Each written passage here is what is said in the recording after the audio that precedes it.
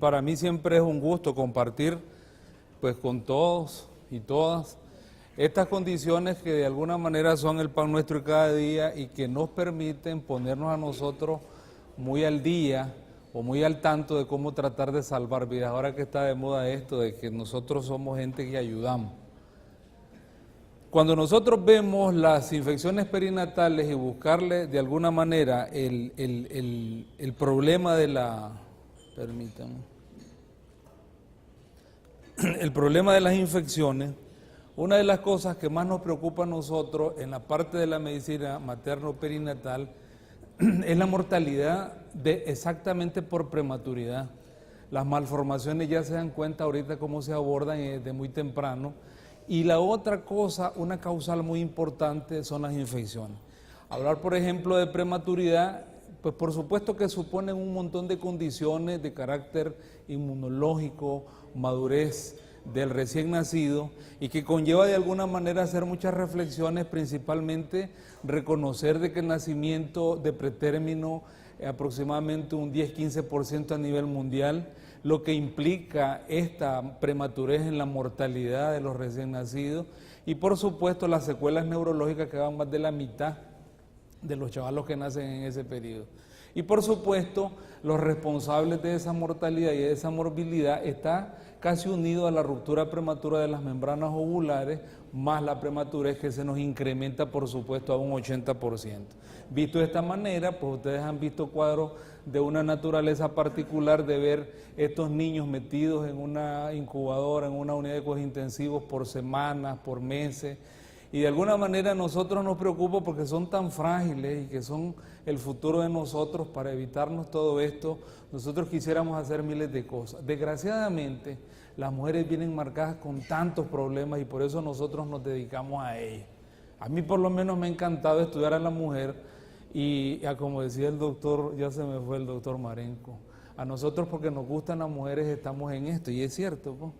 Y fíjense, pero tienen la desgracia que hay una influencia enorme acerca del medio ambiente en contra de ellas y por eso son mucho más resistentes que nosotros, porque desde un principio cuando quieren quedar embarazadas hay factores que predisponen a un problema de fertilidad, de esterilidad, de pérdidas gestacionales tempranas y por supuesto las infecciones neonatales que son de alguna manera las que vamos a tratar de ver, principalmente las de transmisión vertical, que son las que nos preocupan. Y nos preocupan porque dense cuenta que a pesar de ser un número pequeño de afectaciones, y hablamos de un 1%, pero es el impacto en la producción de daño hacia el recién nacido, la producción, digamos, del daño y desgraciadamente tratar de reconocer eso en un momento oportuno para que no le pase ninguna de las dos cosas, ni hacerse prematuro, ni tampoco tener las infecciones.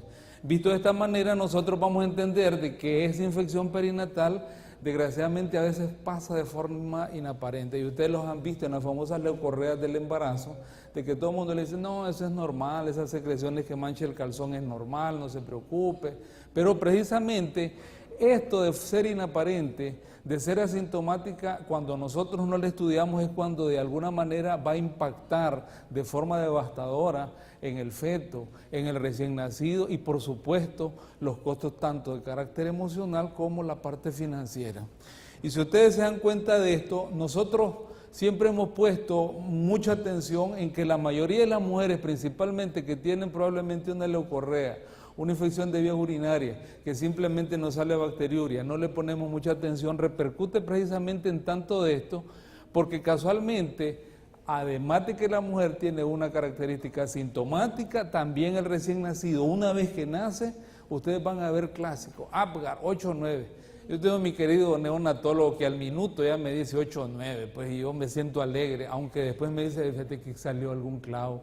Y son de los que de repente nos enredan a nosotros porque uno cree que el Apgar es un sistema de evaluación perfecta, pues ya en algunas ocasiones he hablado del Apgar y sus inconsistencias, pero precisamente es porque esto tiene un carácter bien alto cuando las infecciones de carácter vertical se han pasado hacia el recién nacido. Visto de otra manera, lo vamos a ver con una gama de condiciones particulares de los agresores, tanto en bacterias, fíjense ustedes, los virus y los parásitos que hemos conocido. Casi todos sabemos, todos los vemos, todos los tratamos, todos suponemos que existe tanta situación de esta, pero de alguna manera a veces nos enfocamos en las infecciones de carácter vertical y de carácter horizontal, y nosotros vemos que las verticales, que es las que más nosotros tenemos que trabajar sobre ellas, son estas, las congénitas y las perinatales adquiridas durante el trabajo de parto. Y decimos eso porque comprende toda aquella infección que se transmite por parte de la madre al feto, al recién nacido, y que estos procesos son inherentes particularmente estando embarazada la mujer y con el producto de esto, incluyendo hasta la extensión en la lactancia.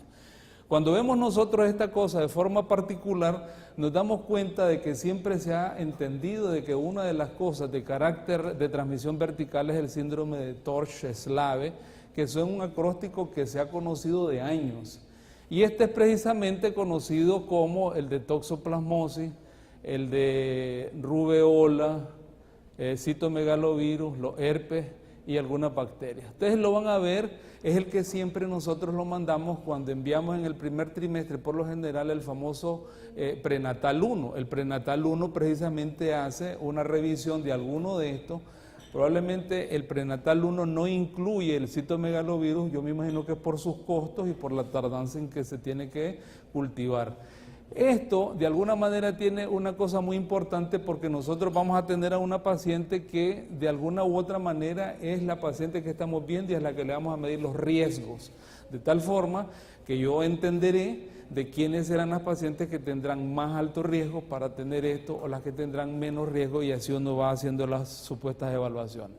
Fíjense qué interesante, porque estos son estudios mundiales. Por ejemplo, el Centro Latinoamericano de Perinatología hizo una publicación que todavía la mantiene del impacto que hay de estas patologías, que las vamos a poner de carácter seleccionado, en donde andan en tasas de 5 por 1000, de 24 por 1000 el citomegalovirus. Esto es en algunas poblaciones seleccionadas también. Los tipos de herpes pueden variar de acuerdo a los países donde esté la toxoplasmosis y la sífilis.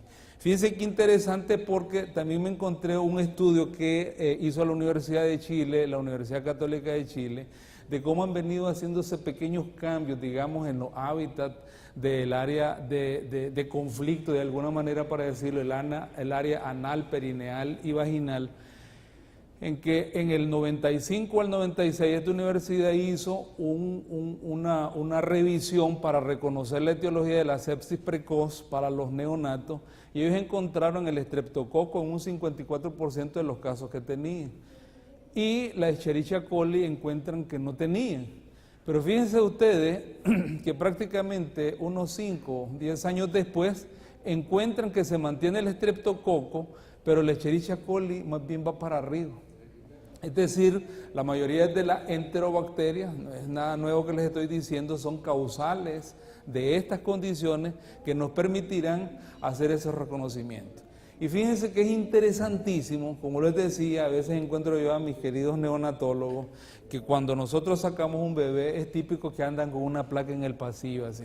Ve, mira, está clavado, ve, fíjate, mira que tiene el pulmón blanco, y no saben ni por qué es, porque estamos supuestamente con una paciente sana, una paciente aparentemente sin riesgo, pero de alguna manera el pulmón se le puso blanco y ponen una cara así como, y andan con un lápiz, y uno ni sabe lo que están viendo. Y a los pacientes se le enseñan y peor, y de repente confunden el distrés respiratorio, el síndrome de distrés respiratorio con un problema infeccioso, y al final le clavan antibiótico en las siguientes 12 horas. Y entonces resulta que cuando nosotros preguntamos qué es lo que está pasando, no, es que además tiene una infección, pero no saben por qué. O sí saben porque ya lo obvian. Pero idealmente nosotros deberíamos de hacerle lo que vamos a proponer ahorita, para que de alguna manera también se aclare por qué es que ellos deberían de ponerle antibiótico. Porque la madre lo primero que les pregunta: oiga, doctor, pero si usted me hizo este examen, me hizo el otro, me hizo este, y el doctor dice que fui yo quien le pasé la infección al bebé, ¿no será que es que en el hospital me la pasaron? Y entonces ahí vieron una estadística que puso Jaime, de que tiene, por ejemplo, distrés respiratorio 33 casos, de 400 y pico. Si ustedes sacan porcentajes, casi el 1, 3%. Y lo que económicamente se gasta, lo que se invierte en estas criaturas. Cuando nosotros lo vemos de esta forma, lo vamos a ver tratando de reconocer que esas infecciones verticales efectivamente son de baja incidencia, son también muy mortales y ustedes las han visto de que chavalos que nacen aparentemente normal, entran en un supuesto distrés respiratorio, se infestan, se vuelven a infestar y enredan todo y llegan a obtener una elevada morbilidad, una elevada mortalidad. Y por supuesto, lo que más nos preocupa es que estos quedan con secuelas. Y nos preocupa también porque el espectro etiológico es bien grande y a veces es difícil saberlo porque se supone que nosotros hacemos un control prenatal de calidad, pues, y ahí es donde está el enredo. No lo puedo decir, por ejemplo, con mi experiencia que tuve en el Berta Calderón, yo ahí estuve 17 años y yo sabía que el riesgo que teníamos de mujeres que están allí, había grandes condiciones o particulares condiciones que me hacían de que tuvieran más riesgo. Para poner ejemplo, digamos, sin medidas de prevención, entre el 1 y el 2% de los recién nacidos colonizados, por ejemplo, con estreptococo del grupo B, van a desarrollar infección neonatal precoz y van a cursar precisamente con estas condiciones que les estoy hablando. Neumonía, septicemia, meningitis, para ponerla grave. El 25% de estos prematuros, siendo prematuros, precisamente en las primeras 24 horas tienen el gran impacto. Y las consecuencias de las infecciones que se extienden hasta pérdida de la audición o pérdida de la visión sin pretender creer de que puede ser por rubiola o por toxoplasmosis, por ejemplo, citomegalovirus, puede ser por cualquiera, es que impacta desde el punto de vista de la infección vertical, a la cual nosotros siempre le hemos visto como una cosa de carácter inaparente, pero efectivamente es una de las que más condiciones produce y provoca, y una de las que más nos va a preocupar precisamente es el estreptococo beta del grupo B, una bacteria gram positiva encapsulada común que está en el aparato digestivo y en el genito urinario de una forma cuasi comensal. Y dése cuenta que cuando nosotros hacemos estudios de esa naturaleza las encontramos en un rango amplio, desde un 10 hasta un 40%, y esto lo vemos en las mujeres embarazadas y no embarazadas. Es decir, ahorita agarra a todas las mujeres aquí, más de alguna deben dar una colonización. Y ustedes lo van a ver en los papanicolaos, bacteria cocoide. Y ya están colonizadas, y eso es, y las mujeres, no, si yo no siento nada, pero el del microscopio lo ve, y eso es precisamente lo que de alguna manera es lo que contribuye como una sepsis muy interesante, muy importante, y que se reportan hasta 4 o 5 por 1000 nacidos vivos que son afectados por esa situación. Esto, cuando nosotros lo vemos, porque es que le llaman hemolítico, es precisamente porque cuando se mete en el medio de cultivo que se llama agar sangre, hemoliza totalmente donde se pone en la siembra. Y hay un tipo de hemólisis tipo 1, una 2 y otra 3. Pues este 3 es el que más problemas nos ha dado, y es cuando nosotros, haciendo este tipo de cultivo, hemos encontrado que la madre tiene hasta un 26%, y los recién nacidos, escandalosamente, andan casi en el 64% cuando se hacen cultivos. Estamos hablando de origen bacteriano. Lo impactante en todo eso es que las embarazadas, reconocidos que están en un 40%, van a tener colonización, los recién nacidos más o menos en ese rango.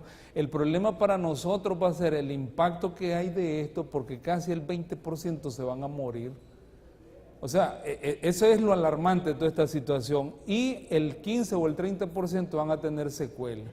Tremendo rollo el que nosotros nos gastamos en esto, que de repente se mira como muy chiquito.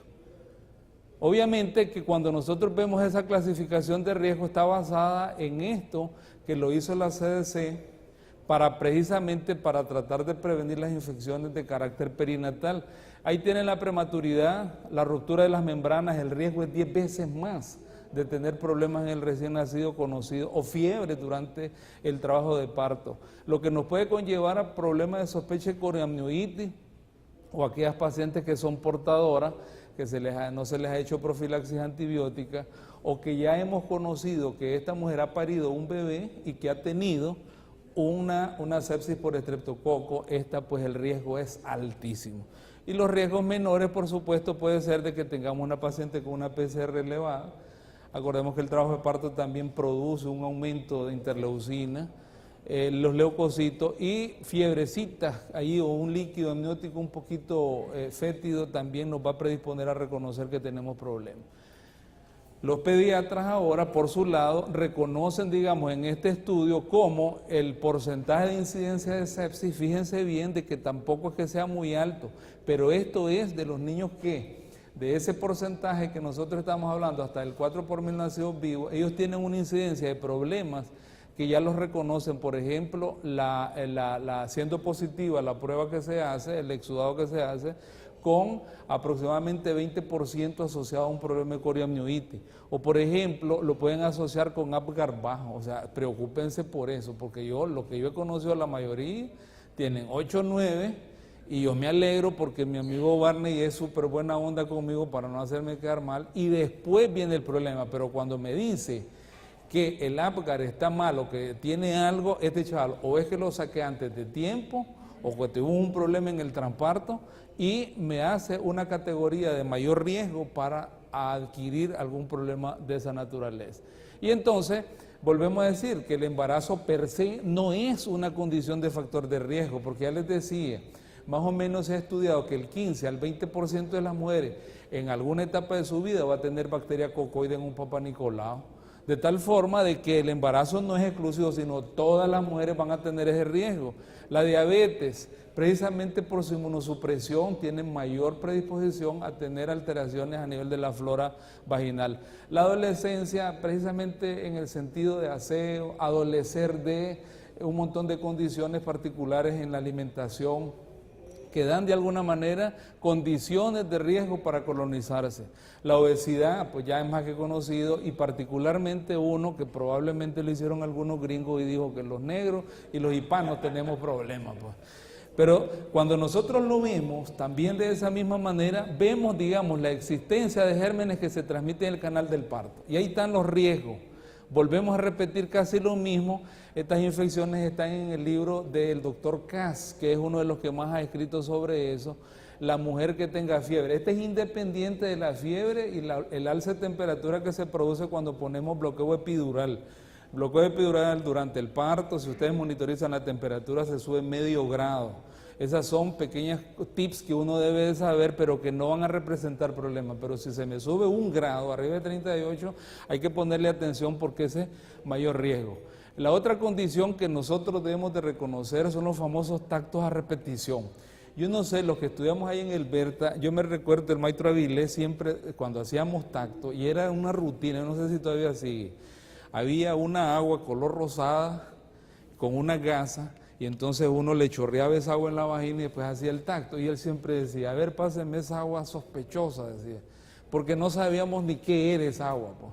Después nosotros hicimos cultivo con el doctor Martínez Guillén de esa agua y tenía enterobacterias, o sea, tenía la pura caca y nosotros metiéndole más, porque ese casco, esa cosa donde se hacía el bote ese, estaba que le metían la mano pelada, le metían a veces pinza, a veces le metían el guante, o sea, era un relajito especial. Pero la intención precisamente de usar antisépticos para eso estaba bien clara, o sea, la gente lo tenía clara, pero el manejo de eso era lo del problema. Lo pongo como experiencia que nosotros vivimos. Y eso es que los tactos, y eso está ya bien definido, nada de que le voy a estar haciendo tacto cada 2, cada 3 horas. Para eso existe un partograma que a ustedes les va a ir diciendo por dónde anda la situación. Y ustedes, si entraron con 5 centímetros, espérense 5 horas, porque saben que dentro de 5 horas, si tienen actividad útil, ese debe andar por 9. Y si la mujer dice, ya no aguanto, usted solo somete al periné y ve.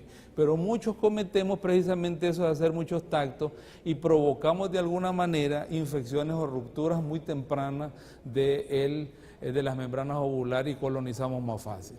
Y fíjense que todo esto va a caer en unas cosas de las recomendaciones del Centro de Control de Enfermedades y Prevención de Enfermedades, donde ellos de alguna manera tratan de hacer el sistema de prevención de las infecciones, donde ellos hablan, vacune, consulte, vea los datos que tiene a nivel local, diagnostique. Eso va a significar adoptar un tratamiento contra lo que tiene, vea quiénes son los que están colonizando y rompa la cadena y aísle.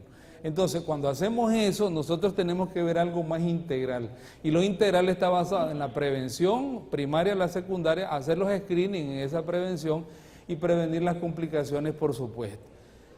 El Colegio Americano de Ginecólogos y Obstetras, pues esta es, los que estamos asociados a este colegio, pues ellos nos mandan cada año unas ruedas, que es donde viene cómo es que son cada vacuna que se tiene que estar mandando y haciendo para que la apliquemos. Aquí en Nicaragua, pues con costo se han estado metiendo algunas, pero de alguna manera en la área privada sí las tenemos casi todas, y podemos decir que la mujer antes de que se embarace, tratando de hablar de una mujer bien planificada, que ocupe todas estas vacunas que están al alcance de todos, aunque algunas tienen costo, otras no, pero sí es necesario mantener una mujer lo más limpia posible, precisamente para evitarnos esto. Y durante el embarazo, fíjense bien que la única que se pone es, de más de las que ya se debió de haber puesto en este periodo, es la de la gripe, que es la que tenemos ahora, que ahora están cambiando y mutando, pues entonces hay que ponérsela sin ningún problema. Y ustedes se van a evitar muchísimos problemas.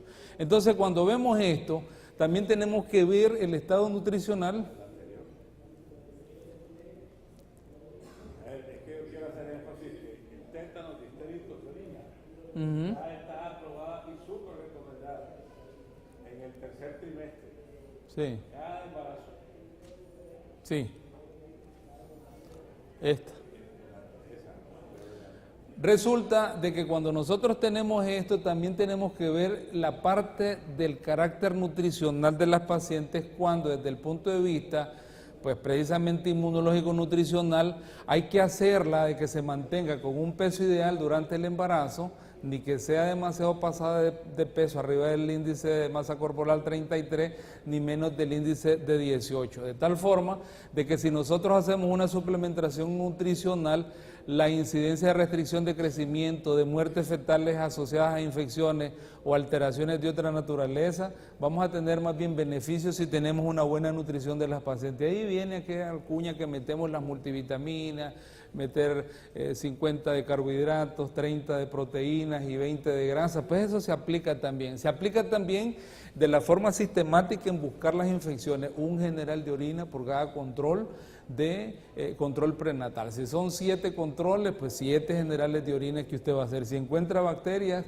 en regular cantidad, mande ustedes cultivos si ustedes miran que esa paciente es de riesgo. Esto precisamente nosotros nos inducirá a poner antibióticos. Un 40% nosotros vamos a reducir por lo menos esta cantidad, una evidencia a 2. Cuando nosotros reconocemos que en la prevención perinatal de las infecciones por estreptococo, el grupo B, nosotros nos vamos a recordar una cosa que es la recomendación primordial que probablemente se van a llevar. Recuérdense que en la semana 36 a toda paciente hay que hacerle un cultivo de las secreciones vaginales. Pueden usar el mismo hisopo para la vagina y para el recto, o pueden usar 2 hisopos por separado. Eso no tiene ningún problema porque lo que ustedes van a buscar es el estreptococo. Esta es una evidencia A2, que quiere decir que es para recomendarla porque ya está comprobado de que sí funciona. Y lo otro que nosotros debemos de reconocer en este periodo es este lavado, que es lo que le decía que hacíamos nosotros en el Berta Calderón. Ustedes recuerdan, es un agua rosada, yo me la recuerdo, no sé qué es lo que tenía, pero debe ser como el Apcrup o algo así, pues como esa. Pero esa sí la usamos muchísimo. Y esto casualmente es lo que tiene el gran punto particular de ayuda, es el uso de los antibióticos profilácticos para la infección del estreptococo. Y particularmente reconocer que esta evidencia es la piedra angular para que nosotros podamos recomendar y disminuir la morbilidad perinatal y neonatal. Y de ahí es donde viene la CDC y pone eso, y lo pone a través de algunas de las cosas recomendadas desde el siglo antepasado. Ignaz Felipe dijo que el deber más alto de la medicina es salvar la vida humana amenazada. Y es en la rama de obstetricia donde este deber es más obvio. Lo puse porque tiene doble sentido. Ahorita que estamos con unos problemas de colegas, este es nuestro más alto deber como médicos, salvar vidas. Y en obstetricia, precisamente, cuidarse de las manos, porque este es uno de los grandes problemas que nosotros hemos tenido y que siempre lo obviamos. Yo ayer me asusté, ahora en el Bautista, ahora no se lava las manos uno, entonces ya me dijeron que solo era usar el lavagar y te fuiste, Titi, ahí nos vamos. Yo no sé, en los otros hospitales igual, me han dicho que está así, pero yo tenía días de Aníbal Bautista, ayer que fui, bueno, pues si así es, pero déjeme a la antigüita, me voy a lavar las manos primero con el jaboncito rojo y después me echo la otra cosa. Yo no sé, pero yo pienso que tal vez bastará hacer un poquito más de prudente en exagerar las medidas de higiene que quedarse simplemente con que es que esto es mejor y no vaya a ser, mejor cambiando las cosas. Pues eso es precisamente lo que dice el programa internacional de lávese las manos o frótela con alcohol antes y después de cada contacto, es decir, tacto vaginal, tocan el expediente, vuélvanse a meter. Medida que se implementó hace 8 años en el Hospital Metropolitano y que los resultados están a la vista. Y de esto también yo quiero decir de que uno de los impactos más importantes que se hubo en ese momento era precisamente en la reducción con estas medidas profilácticas a quitar ese círculo famoso tratando de prevenir las sepsis neonatales y por supuesto que el personal de salud sepa que de alguna manera ellos son los más importantes en la salud del paciente, en el cuidado de sus manos. Y el cuidado de sus manos también va a ir la identificación del paciente de riesgo. Paciente de riesgo que nosotros ya lo reconocemos, que va a ser aquel que ya le vimos conocido con una secreción vaginal que es positiva para la semana 36 para estreptococo beta hemolítico, las temperaturas altas, la ruptura de membrana, cuando un lactante anterior de la misma madre ha tenido positivo para estreptococo y cuando tenemos bacteriurias asintomáticas o bacteriurias reconocidas durante el embarazo por estreptococo. Esto es más o menos lo que se mandata para la profilaxis de antibióticos, que es el uso de la penicilina sódica. Aquí tenemos la clindamicina, la ampicilina y la cefazolina.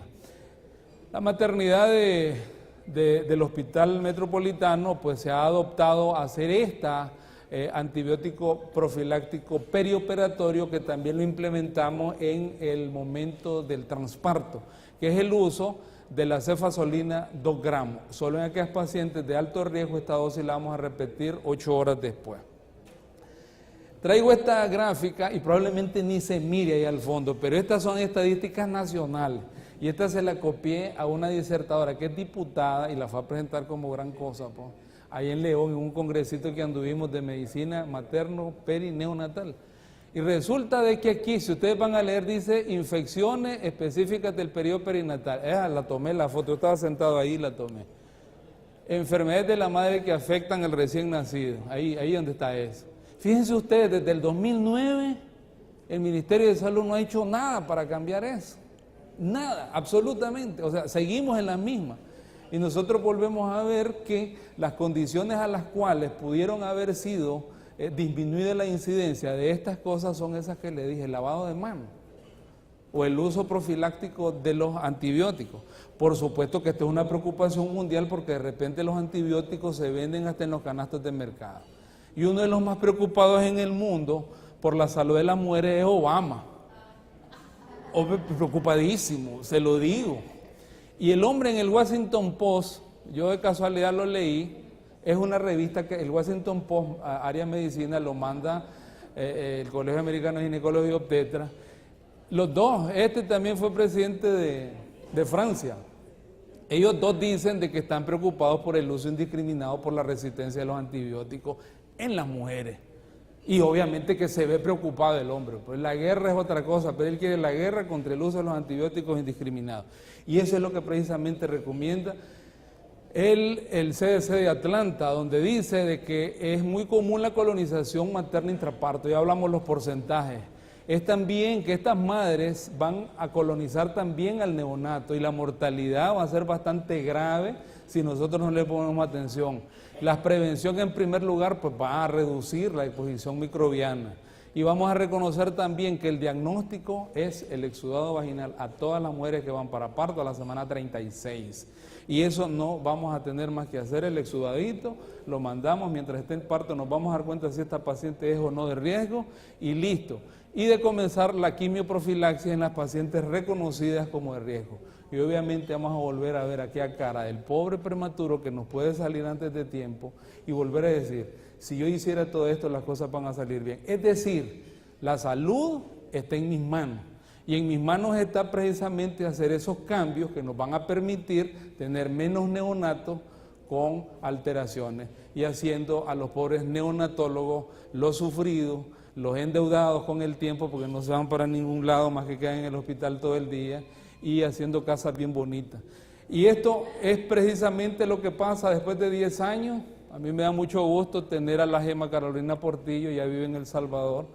Fue una de las primeras 100 nacidas en el Hospital Metropolitano, está en 5º grado, quiere ser reina de belleza y yo creo que se lo merece porque nació en un hospital donde todos cuidamos la vida. Muchas gracias.